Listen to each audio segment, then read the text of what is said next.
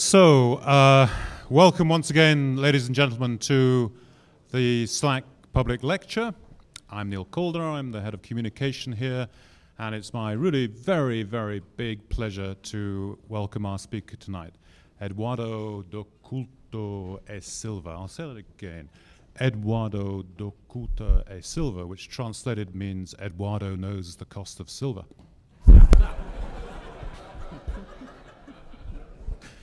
I've known Eduardo for many years. That Eduardo did his graduate work at CERN in Geneva on the Opal experiment. He then did postgrad work on neutrinos, I think, again at CERN, then came to the States. He's now an experimental physicist in particle astrophysics at our Kavli Institute for Particle Astrophysics and Cosmology, and is without doubt one of the most charming and likable people in the entire field.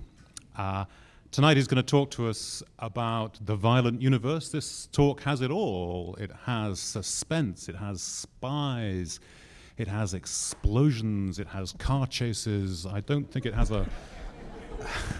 There's no actual romantic interest in this talk, but maybe he's changed it since the last time I saw it. So I'd like you all to give a very, very warm welcome to Eduardo, please. Thank you. Well, after such a nice introduction from Neil, I guess I'm going to run away because I don't want to spoil it. Can you hear me okay on the back? Just raise your hand if it's okay. Thank you. All right. So the violent universe. Let's see if I can turn off the lights before we get there. Let's see. Does people get annoyed? That's too dark, right? Like this. Let's try this. So the violent universe. We're going to start the lecture tonight with a big event. A big event that happened 14 billion years ago. And you know of, it's called the Big Bang. It took about 400,000 years, or to be more precise, 380,000 years, for us to see or to hear the first cries of this baby universe that was expanding very rapidly.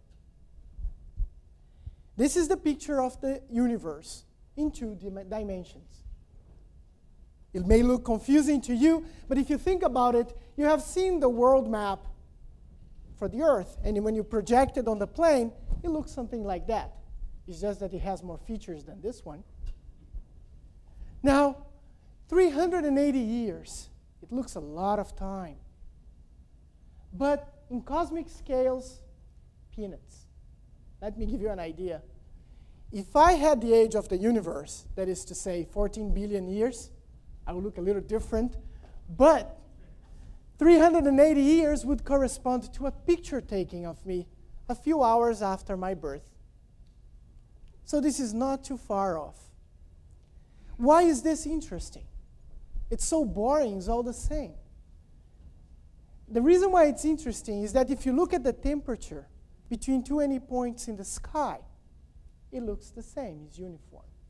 And that was an important prediction from the Big Bang Theory, the cosmic microwave background radiation. This was studied by these two remarkable engineers, Penzias and Wilson, and for that work they were awarded the Nobel Prize in '78. However, this business of looking for the universe requires us to build more and more sophisticated telescopes. And so we did. In 1989, the Cosmic Background Explorer was launched. And it was able to look at the sky with a much finer detail. Variations you're seeing there in the background are the order of 1 part in 100,000. This has so many profound implications that it led to the Nobel Prize a couple of weeks ago, awarded to George Smoot from Berkeley and John Mater from Goddard Space Flight Center. We believe that the small variations serve as a seed for what is going to become what we are today, 14 billion years later. Stars and galaxies were actually formed. Now, the lecture tonight is going to focus not on the Big Bang, but it's going to focus on where we are today, down here. We will talk about a little bit about galaxies, but mostly about these fantastic explosions in the universe called supernovae and gamma ray bursts. So I will have 3 messages for you, and I'm telling you right now so that I keep you focused on what I'm talking about. By the end of the talk, you should understand how high-energy radiation helps us understand the dynamics of the universe. By the end of the talk, you will have a good idea how supernova explosions create exotic objects and enable life on Earth. And finally, you'll be as puzzled and lost as we are in trying to understand the origin of gamma ray bursts. Before we embark in this journey, it's important, like any trip, we do a checklist.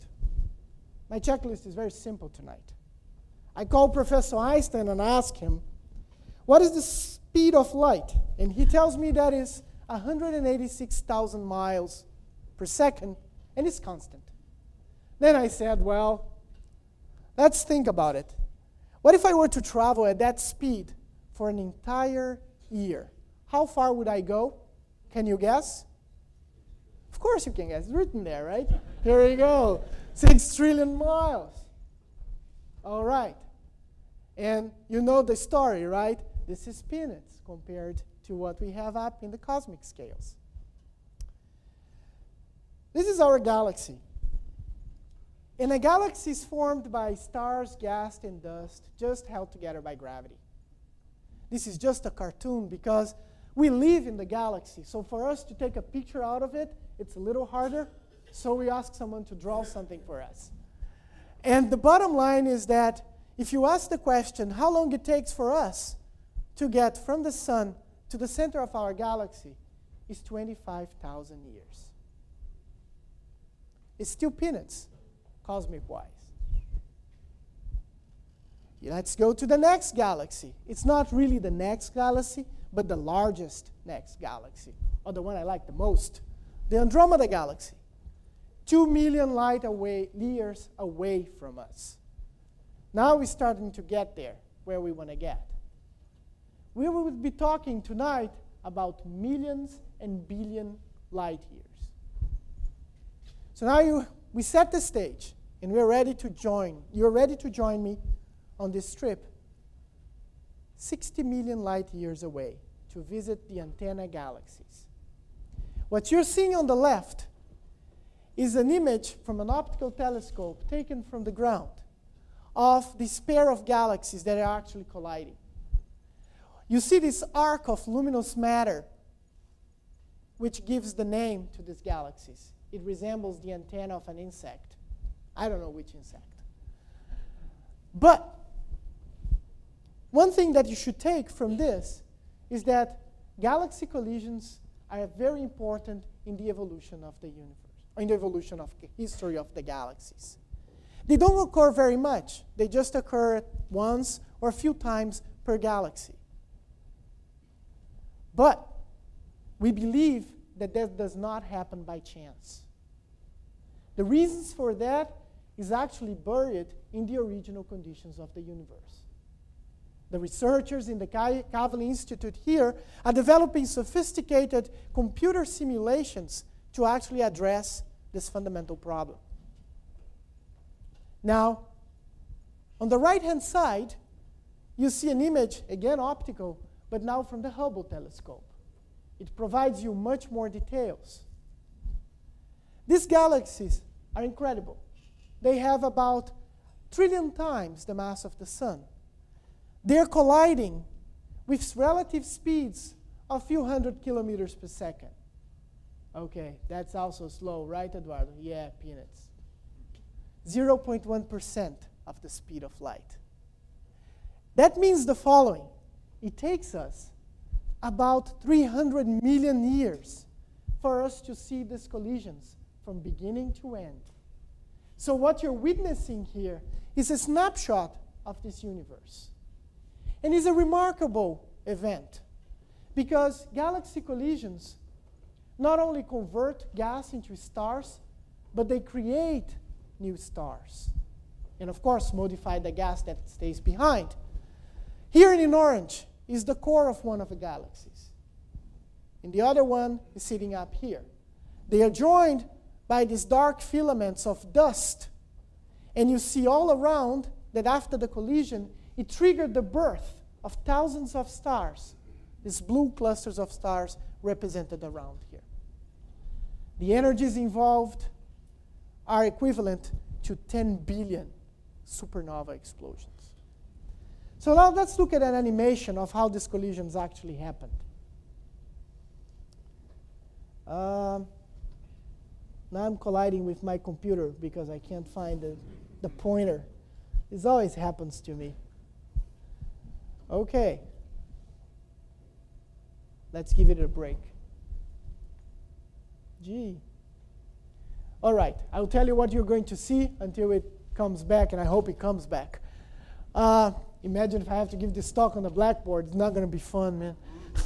All right. Okay. So what you're going to see here is that these galaxies will collide, and you're going to see arcs of matter just forming the antenna as we talked about. Here we go. So let's go and watch it. As they collide, they're going to trigger the formation of thousands of stars. And we're going to zoom in and follow one of these very massive stars that will burn its fuel and will collapse under its own gravity, producing a supernova explosion. The supernova explosion will produce a shock wave that will propagate in the medium. And this will heat up the medium and emit radiation in X-rays.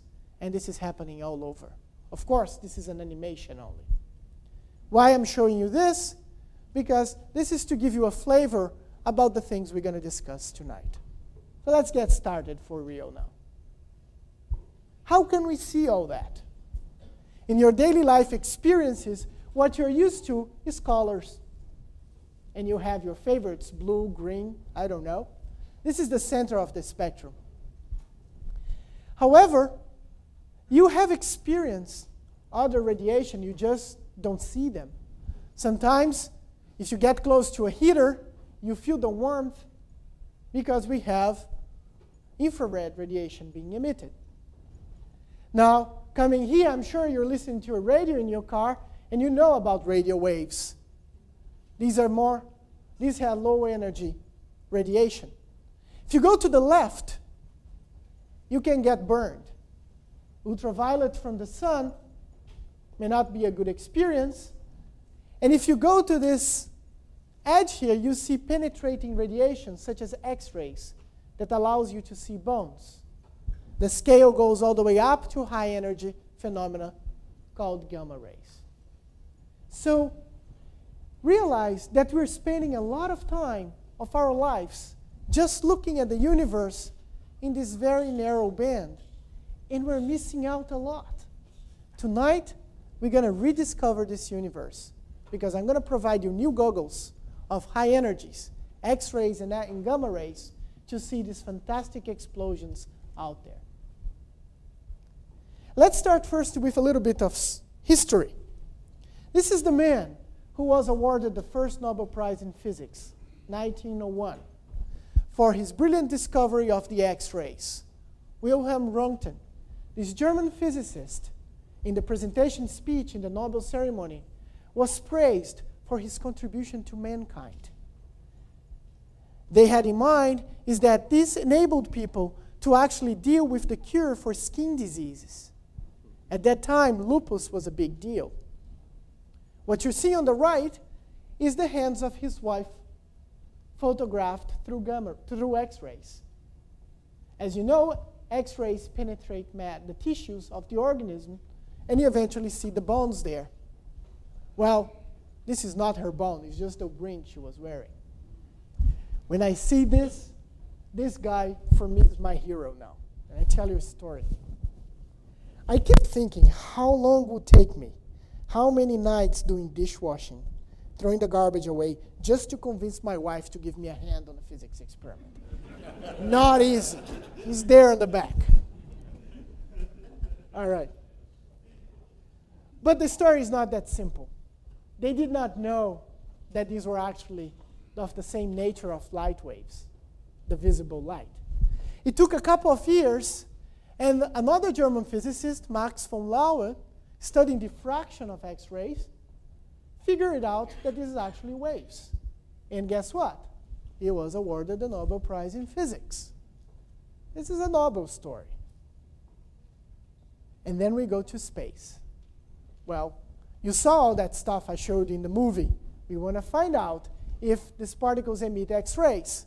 This is a long-standing question that has been asked by Riccardo Giacconi, born in Genoa in Italy. And he was the first to discover X-ray sources coming from the sky. A few years ago, he also got the Nobel Prize in Physics for his pioneering work in astrophysics. This is the rocket that launched his small experiment in 1962. It was United States Air Force rocket launched for New Mexico. He was going to study X-rays coming from the moon. And what he found out, to his despair and the others, is that there weren't much coming out of there. Yes, there were X-rays coming out of the moon, but not that much. But cosmic rays were coming from all over.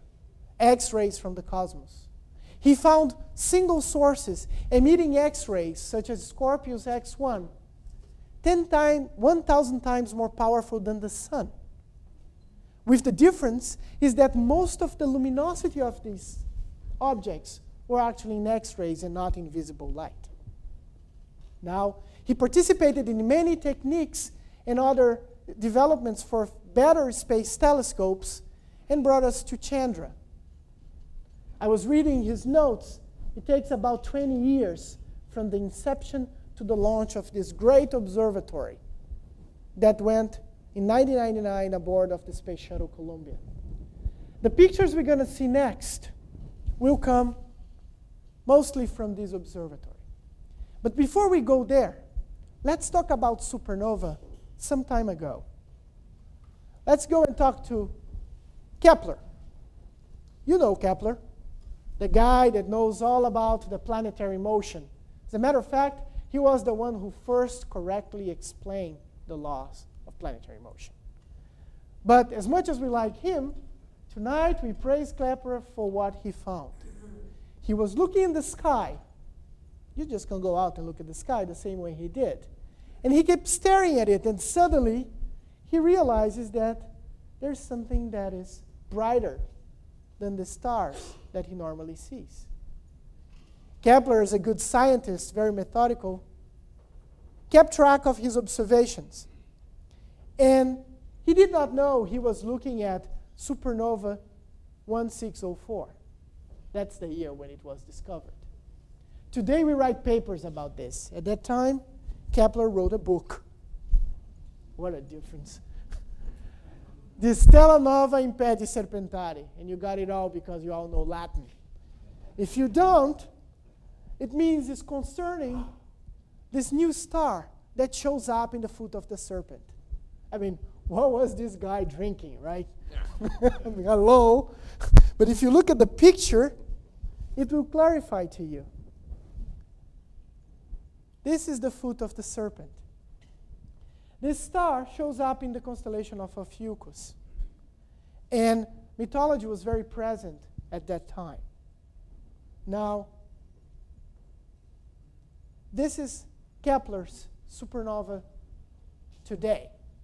Well, it exploded. So we get the remnants, the left-offs. And this is it, seen by 3 great observatories. On the left, you see the emissions in X-rays. Blue for higher energies, green for lower energies. In optical, in yellow, by the Hubble telescope.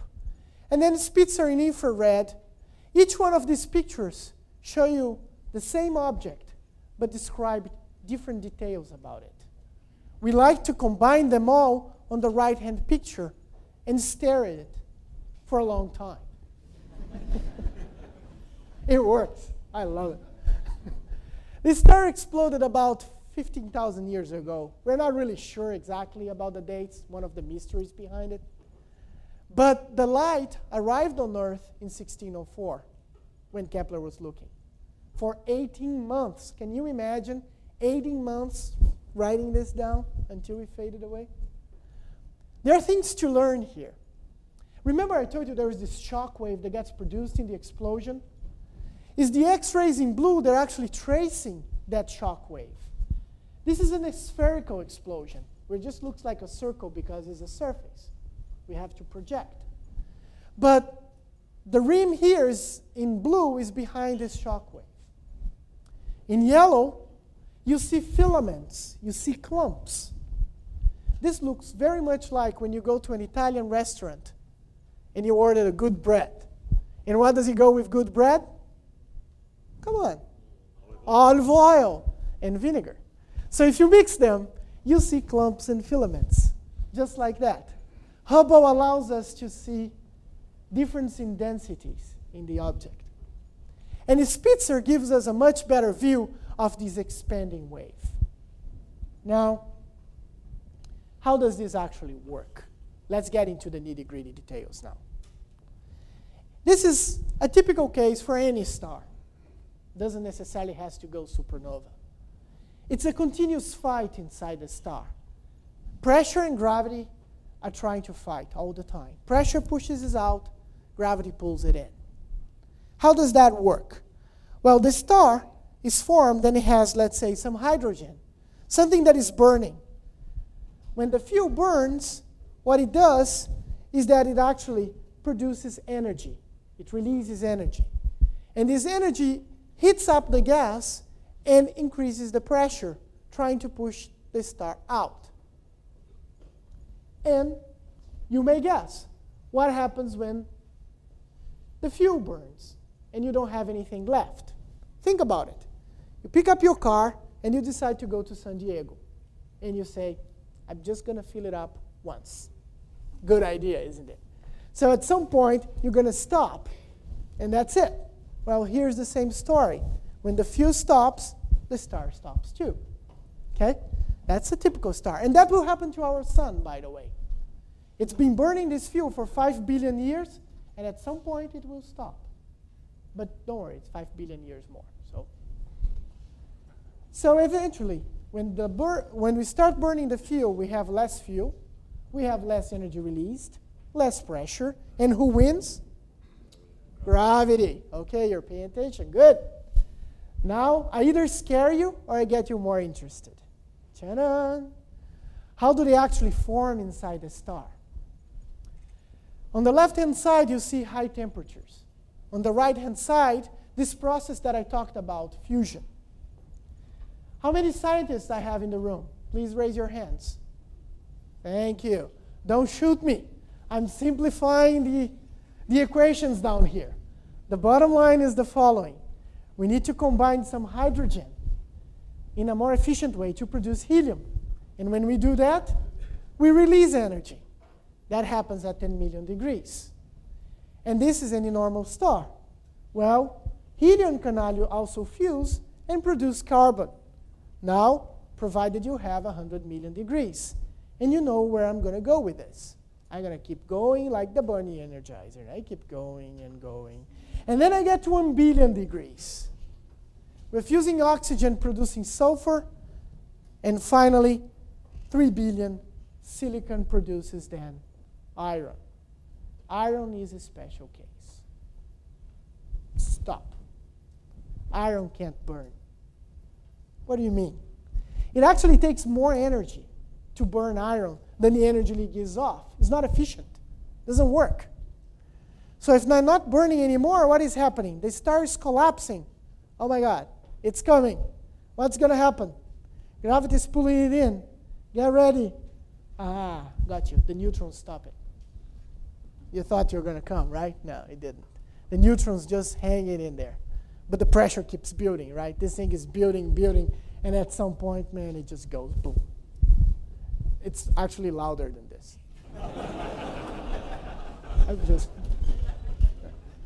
And as a result, from the supernova explosions that happens in few seconds or maybe less than that, we get two things that you should take home.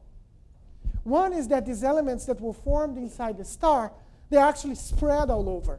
Remember this shroud, this thread of cloud that came out of the supernova explosion that we saw glowing in X-rays?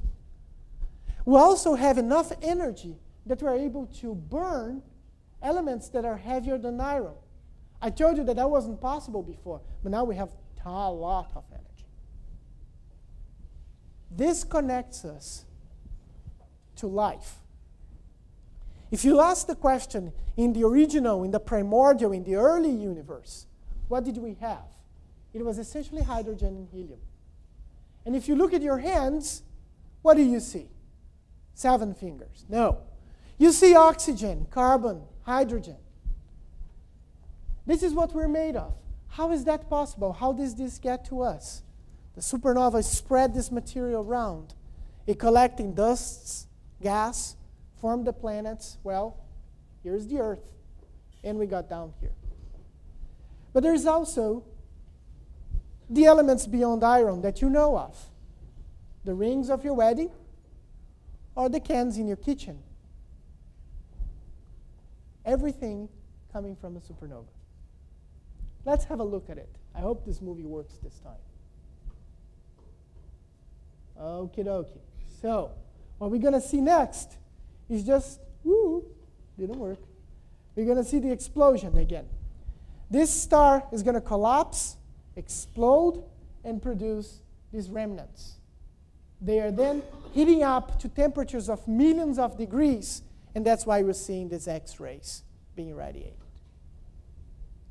Now, remnants are very important because they can be the ultimate accelerator. Why do we care? Because we're at SLAC, and our business is accelerating, after all.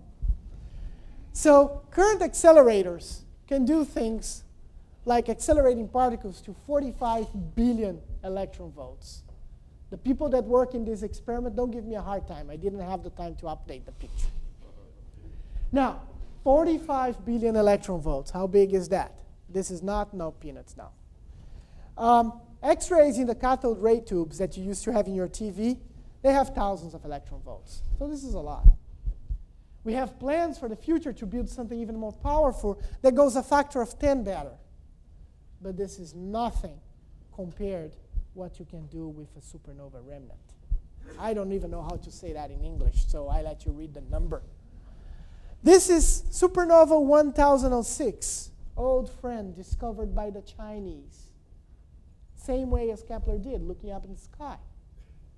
Okay? The distance across this thing is about 70 light years or so. And this thing continues to expand. This is an image from the Chandra telescope. Now, what I want to call your attention is these filaments on the very end, in white or blue, whatever you want to call this color.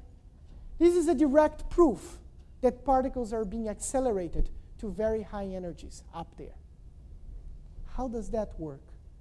I don't know. I think we should just do what Kepler did. Keep looking at the sky and looking for signs. If you look carefully, systematically, you can find out resemblances among them. It's my duty to train you as scientists. Let's look at another one. I love these pictures. Cassiopeia A, 10,000 light years away. And you remember the color coding? Of course not. It's 10 slides behind. I remind you. X-rays, blue and green. Visible light, optical, Hubble telescope, yellow. Infrared, red. What you're noticing here is that this is kind of asymmetric. You have more yellow up there than you have here. I'm not sure we understand that. But there's more we can do with this. Remember the story about producing elements up there? We can ask, can we enhance this image and just see things that are actually made of silicon? The answer is yes. And if you do that, you get a remarkably interesting picture. This is right away telling you that the temperature inside the star reached billions of degrees. There's a whole wealth of information that we can get by just trying to pinpoint the chemical elements inside the supernova remnant. But that's not all we are interested about. There is more behind. Look at the center. Find the little blue spot over there. Can you guess what that is? Come on, guess it. Thank you, still awake. Neutron star. So what is a neutron star? Well, neutron star is something that is left behind after the explosion of this massive core. And what is it made of? It's made of dense stuff. If you were to pick up a sugar cube that you put in your coffee and you fill it up with neutron star material, it's just like if you're putting 10,000 Golden Gate Bridges in your cup of coffee. Pretty serious stuff. It's more serious than you think. It disturbs golf players. Because if you want to play golf with a neutron star, it's going to break your club. Kids, bad cartoon. Why is a bad cartoon? Because if I put the neutron star down here, yes, it goes down to the center of the Earth. All right, so now you learned that. The neutron star is not that big after all. It's just a few miles in radius. Has about the same size of the mass of the sun, but it is very dense. And when something is dense, gravitation is very strong. All right, if you're on a diet, I recommend you don't even get close to a neutron star. Imagine you have 150 pounds and you get close to it. You're going to weigh 1 million pounds or so. Not good for your diet. Okay? The other stuff that are heavy out there, black holes. Light doesn't escape from black holes. Nothing escapes from black holes. So where are this stuff? How can we see it? Well, you can look underground. Some people tell me they find in their neighborhood. But I don't believe any of you. I go to the internet, I Google, and I find a black hole that is easy to use and carry. That's the one you should get it. Okay? But they exist. And how do we see them? It turns out that if you have a body that is pretty dense and you have stars around it, the gravitational force will affect the speed of the stars. And that's exactly what I'm going to show you now in this wonderful movie made by the people in the Max Planck Institute back in Germany. What you're seeing is real data. This is real stuff. The cross corresponds to the black hole, or where we think it is. And as the star goes around, and you see the trajectory it makes, you realize it speeds up as it gets very close to the red mark. Look at it carefully. It's a little subtle, but you can see it, right? Let's see. Let's wait one more turn. Here we go. Okay? So if you do the calculations, you're going to find out that the black hole in the center of the galaxies has more than 3 million solar masses. This is in our Milky Way. So these things are not that far from us. We can go close to our antenna galaxies, 50 million light years away, and look for other places in which you have massive black holes. This is a picture of radiation being emitted from the central location where we expect a black hole to be present.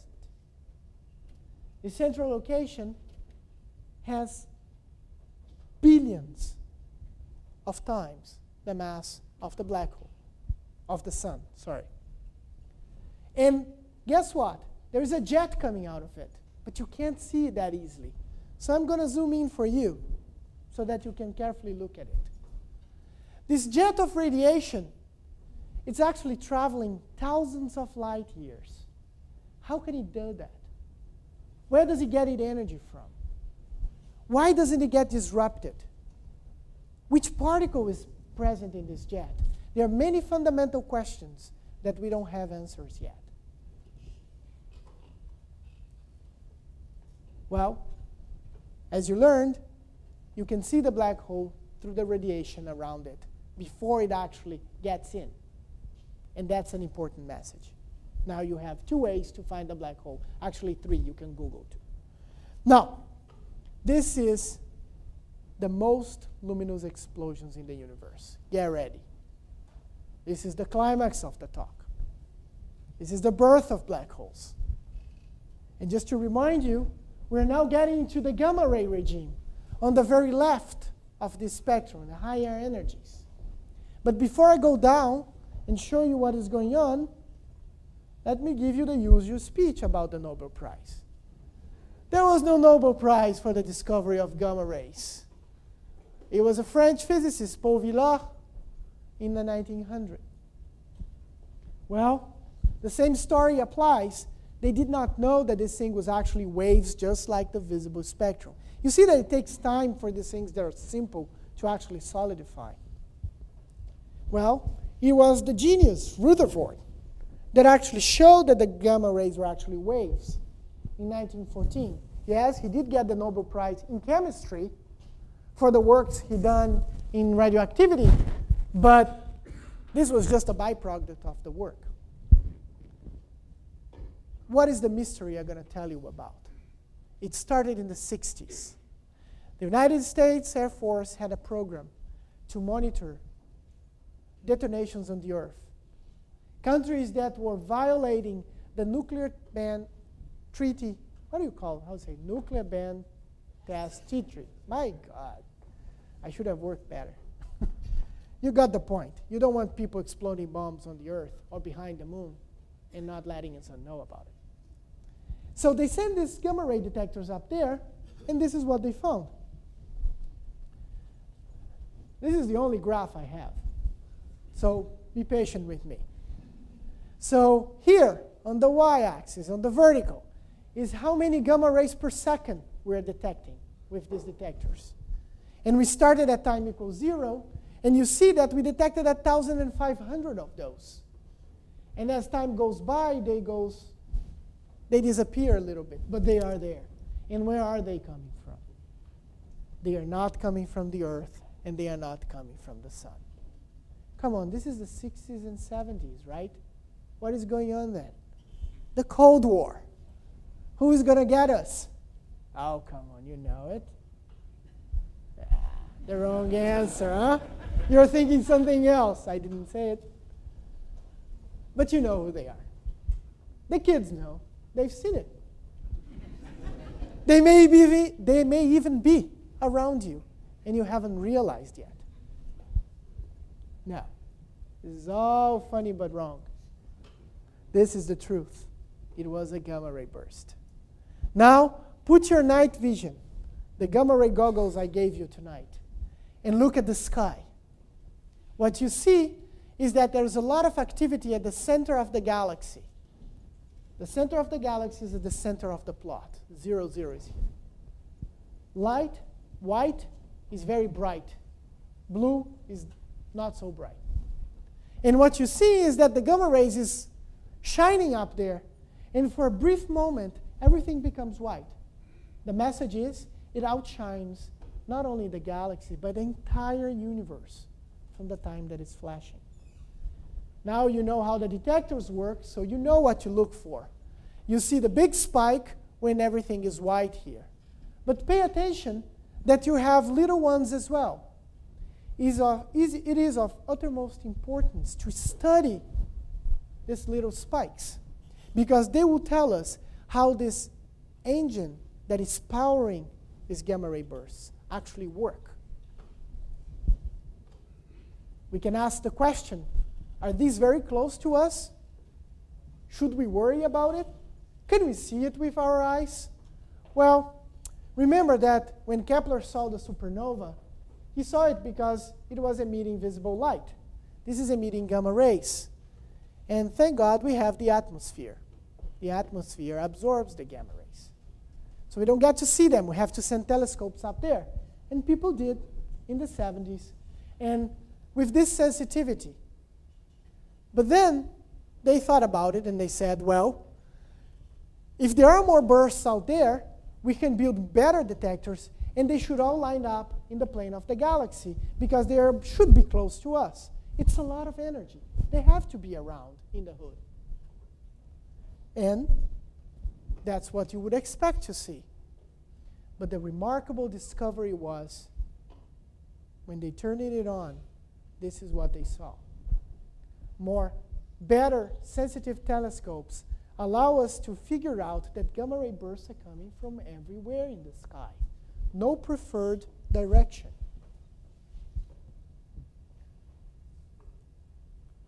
But then people were not convinced. They really thought that this thing was local, and they didn't want to believe in it. So we have to launch more telescopes. Italian-Dutch collaboration, Bebo-Sachs, 96. NASA launched 2000, had it too. These guys were doing something no one else was doing before, able to quickly follow the burst. Remember, I told you, it's happening in seconds, and then it disappears from the sky. The sky is big. If you see something like that, you have to immediately catch it. Well, what they learned is that the gamma ray bursts have what we call afterglows. The initial radiation in gamma rays, yes, it lasts a few seconds. But later on, as this jet plows in through the medium, it encounters resistance and produces radiation in X-rays, in radio, in optical, that lasts longer. Fantastic. Now what are we going to do? We're going to measure this radiation, and it's sitting there, it gives us time. We're going to find out exactly how far these guys are. And we're going to learn that they are very far. This is what an afterglow looks like. You see the gamma ray burst here in April 3rd, and a month later, it's fading away. The afterglow is fading away. But it gives you a month to look at it. So now, how far did I say they were? 10 billion years. This light is traveling from 10 billion years to get to us. That's what this plot is showing you. This is the number of gamma rays bursts found to date, and this is the look-back time for them. It allows us to understand the universe from its very beginning. Now, I don't suppose you're going to read all these numbers, but I want you to concentrate on the power that you use in your house on the bottom. Usually a peak power of 10 kilowatts. These things are huge. See how many zeros? You don't need to count. You got the picture already. Now, let's build telescopes to find these guys up in space. Well, the Nobel Prize story is not there yet, right? Maybe it's coming.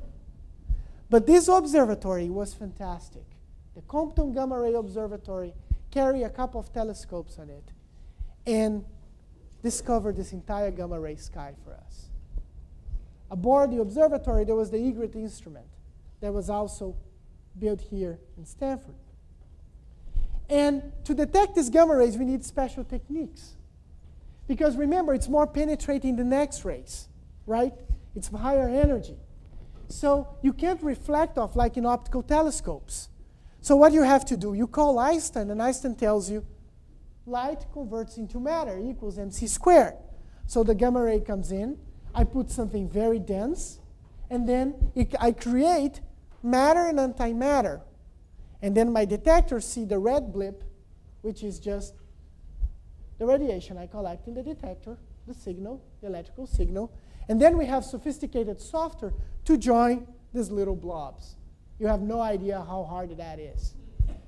It doesn't look like, but it is. And at the end, we measure the direction and the energy that these things actually were produced with. And we built 16 of these guys, towers. You're seeing here a Lego. Built by this group. Peter Michelson in Stanford is the principal investigator of the Large Area Telescope, who is going to be flying in the next biggest observatory, the GLAST Observatory. It will be launched in October 2007. And if I could ask Santa Claus something, that's what I ask for next year. Write down the dates. This is big time. Because this is the next generation. And I showed you before what the next generation can do. We're getting ripe for this big moment. We're going to scan the entire sky. And we're going to do that with a much better sensitivity and much better capabilities than any other previous telescope has ever done. To build this here, it wasn't a straightforward thing. We have to put this in a clean room. And it requires adequate clothing. It's a special laboratory, very clean to deal with things that go in space. Who knows what a bunny suit is? Can you show me? Raise your hands.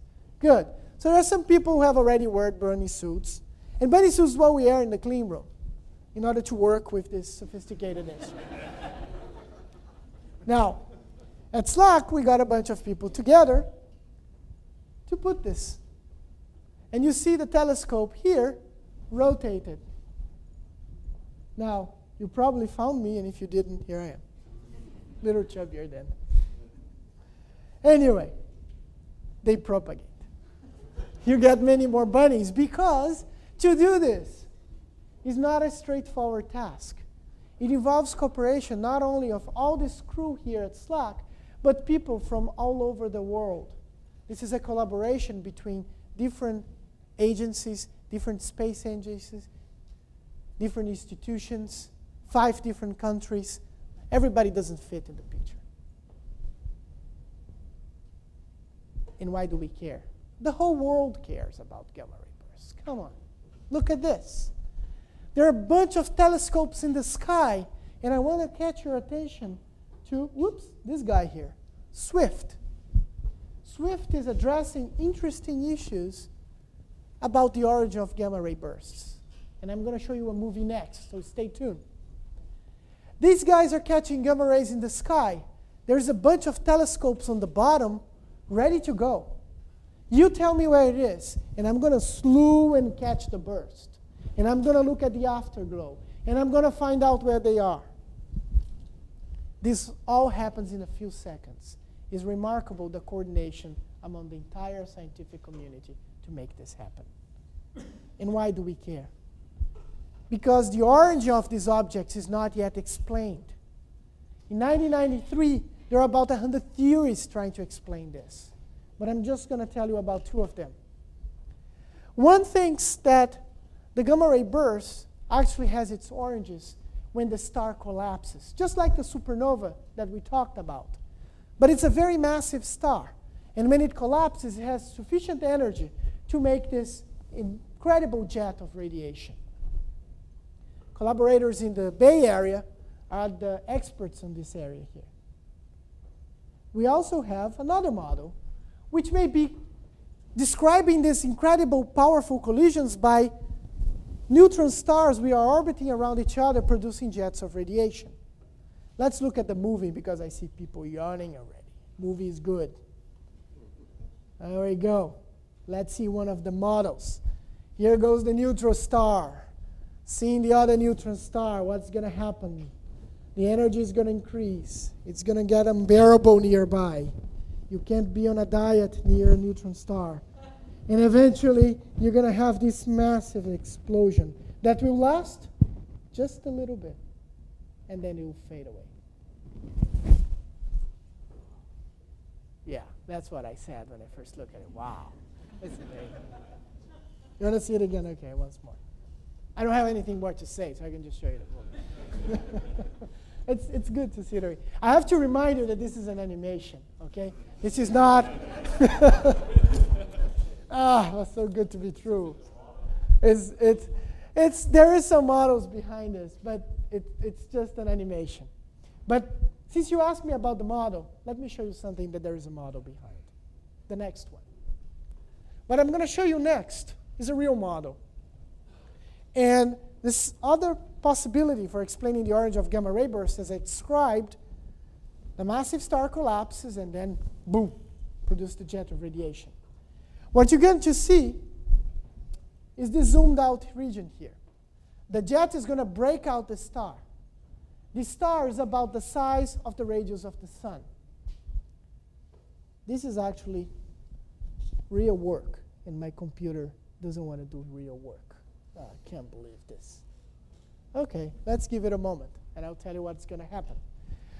What we think behind this theory, developed by one of the professors and colleagues in Santa Cruz, is that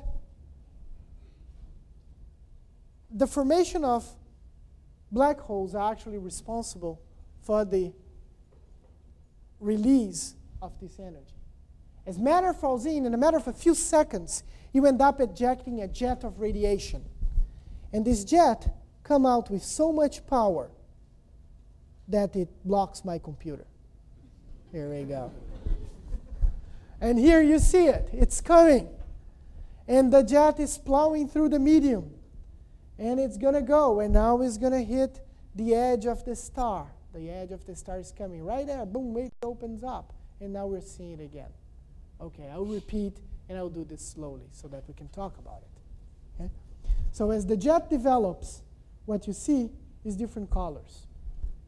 Red is very dense. Density of matter. Yellow is less dense. And blue is even less dense. There's about 3 orders of magnitude between them. That is to say, a factor of 1,000 or so. This thing will continue, and we'll get close to the edge of the star. Now, notice here that at the moment of the collision, this star is at rest, and is going to encounter an environment all around it. Well, when it does that, the jet will expand sideways. And it's when this jet breaks out of the star that we actually see it with our gamma ray telescopes. So what we have to do is study the information we get outside the star and infer what is going on inside it. Pretty difficult. That's a lot of this research is also happening in the Kavli Institute right here. Well, this is the last time. Enjoy it, the last few seconds. As I told you, gamma ray bursts don't last very long. And here we go. So let's wrap up everything I told you. I think I convinced you that supernova explosions have to do with death and birth of stars. They create chemical elements. Of course, you also have chemical elements in stars that don't go supernova. But in some way, they allow existence of life on Earth. Gamma ray bursts, they outshine the universe in a few seconds that they flash, and they may be responsible for the creation of black holes. What do you take home? My special thanks for your tax dollars, who have provided us these remarkable tools to study this universe. We have learned about great questions about the creation of exotic objects and existence of life. And there are the others that we still haven't been able to answer, but we're getting there. Thank you very much.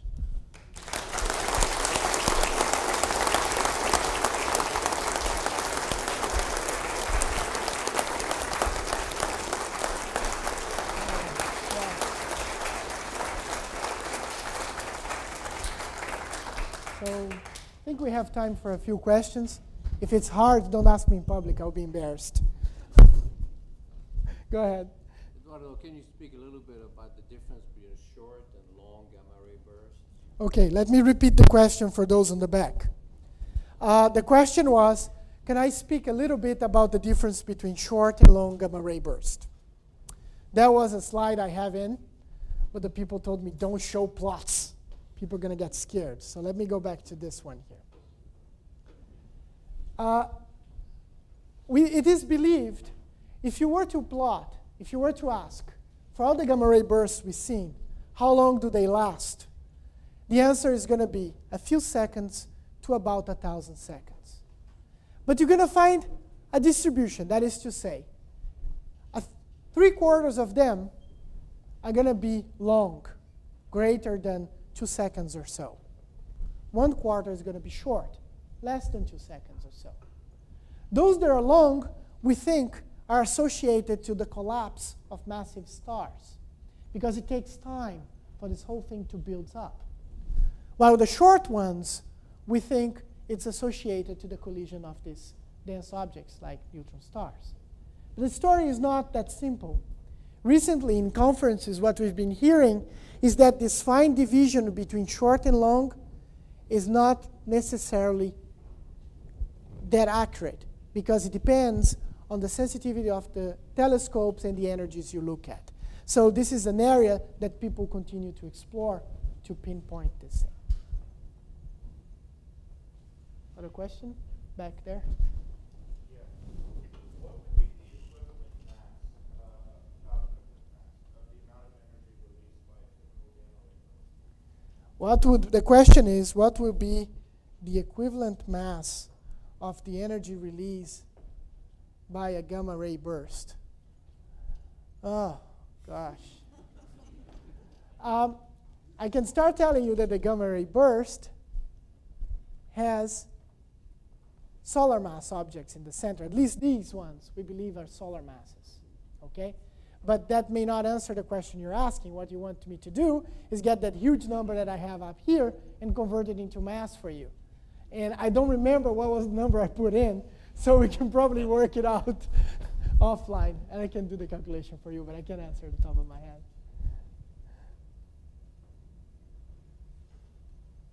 All right, one more question back there. I remember reading somewhere that there are these cosmic radiations that have been picked up from a period that was very close to the Big Bang. Is that the same as these or this? Very, very good question. Thanks for asking.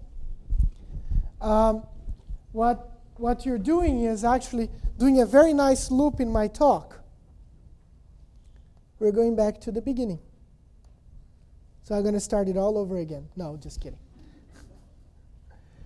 The radiation that was produced in the beginning of the universe, this cosmic background radiation, was produced, let's approximate. Scientists like to approximate. Let's call this 1 billion years after the Big Bang. I know it's wrong, but just to give you the scale. Okay?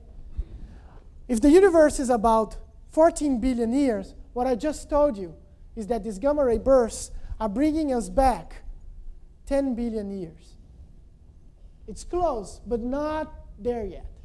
So does that answer your question? It's not necessarily the same, but as I try to explain you here, that radiation was important to produce the galaxies and stars, which eventually then will undergo all these different processes that then lead you to the gamma ray burst.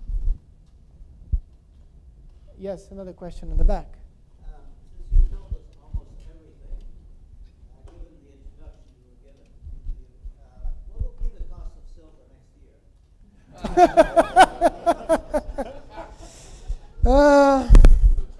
Let me see here. I think I have a simulation on that. Another question here. How do you know that the burst occurred that long ago? That's a very good question. How do you know that the burst occurred that long ago? That's a complicated answer. I should have had a slide on it. I'll try. Here we go. The universe is expanding. And we know when we measure things that are expanding, it's just like when you... Let me try this in a different way. The universe is expanding, and we are able to measure the radiation from things that are coming from far away. What happens is that we are able to measure lines of elements coming from the particular objects. These lines will be displaced from the actual position that they're expected to be, depending on how far they are. What are these lines? These are atomic processes that we know exactly what the energy contents are. We know exactly where they should fall in. We've done experiments in the lab to reproduce that. So by looking how far these things shift, it gives you an idea when we put all the corrections about all we know about how far things are. Yes? What's going to happen in 5 billion years when the sun runs out of gas? Not that I'm really going to be able to care too much about that then. Okay, so what is going to happen when the sun goes out 5 billion years from now? the sun was going to turn itself into a boring star. It's going to be called a white dwarf. It's going to be just not shining anymore.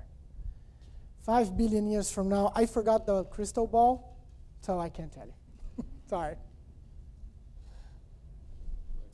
Yes? I can see there's going to be a lot of questions. So what I'd like to suggest is, in fact, that we all go outside and have some cookies, because we have other astrophysicists who are here. They are all marked with a big sign saying, "Ask a Scientist." Eduardo is going to be here as well. Yeah. And so we can ask questions and eat cookies at the same time. So I'd like you all to give a fantastic round of applause to Eduardo. Thank you.